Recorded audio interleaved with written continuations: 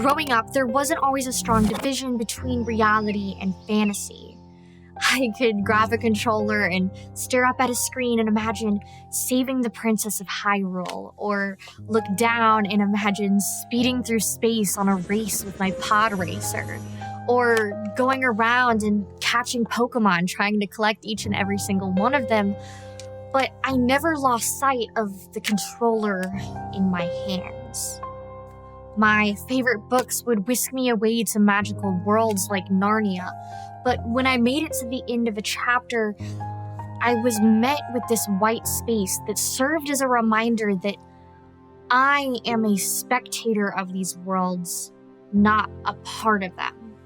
I remember reading this book, The Lion, the Witch, and the Wardrobe, and feeling so envious of the 4 kids who escaped to a magical world through a closet full of winter coats, turning corners and opening doors, hoping that I would find a portal to where adventure would await. I remember sitting by the front door on my 11th birthday, hoping that I would have an owl deliver a letter from Hogwarts to me, inviting me to this wonderful place, but nothing happened. Because when you're a child, there's this hope for something more. There's this desire that there's a world out there that needs you, a kingdom that's awaiting your return. You'll look for fairies in the garden and be sure to be asleep by midnight on Christmas Eve so that Santa comes, but eventually you grow up. Nothing magical ever happened. There were no fairies in the garden, and Santa was just your parents all along. Not everyone enjoys fiction as much as I do, but imagination is something that we all use often. Every time you want something, whether that's a particular romance, a job, or just a lot of money, you use your imagination to help you envision that. And that's awesome, because by envisioning your goals, you can help find the motivation to achieve them. We daydream and fantasize and conjure up these imaginary worlds in our heads. For some of us, those turn into entire franchises like Star Wars or Harry Potter or the Marvel Universe. For others, it's just imagining being on the Caribbean beach outside of your retirement home enjoying your 401k plan. But all of a sudden, things are very different. With the rise of virtual reality, we no longer have to spectate these worlds, but we can now immerse ourselves inside of them. With the power of VR, anyone can become a part of these worlds that we create. It's becoming simpler and easier than ever for anyone to create worlds and then step into these places firsthand.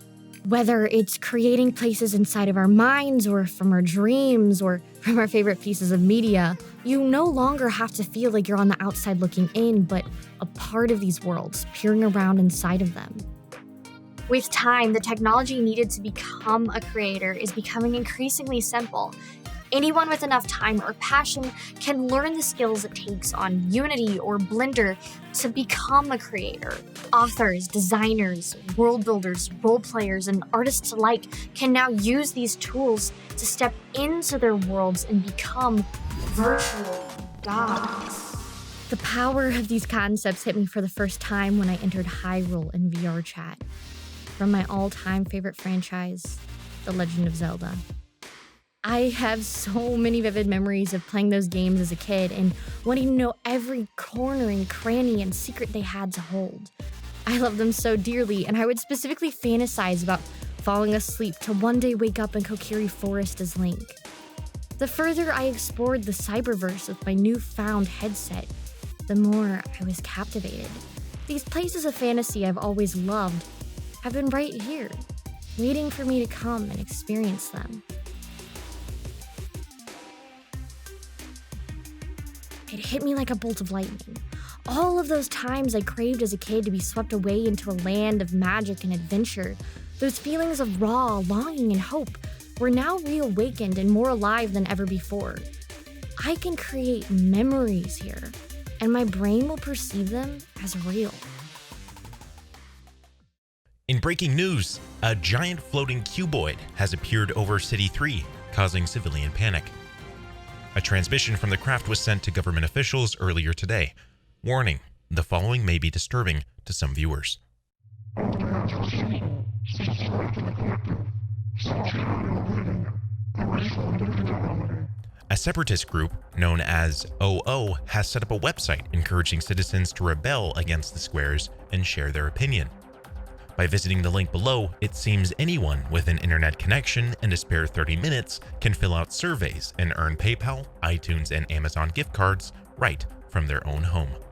Reports have surfaced showing an increase in ramen noodle sales with the money earned on Opinion Outpost, which has proved to be the perfect resilience to the square's ideology.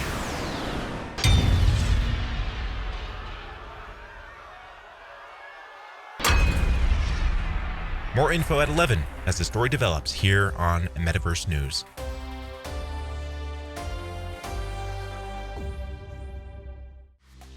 There is a child inside each of us that wishes to exist freely.